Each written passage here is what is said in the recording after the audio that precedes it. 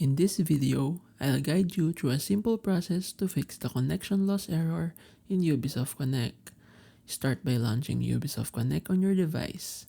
Once it's open, navigate to the menu icon in the top left corner of the screen. From the drop-down menu, click on Settings to open the Settings panel. Now look for the Change Proxy Settings option and click on it. In the Connections section, you'll see an option labeled LAN Settings.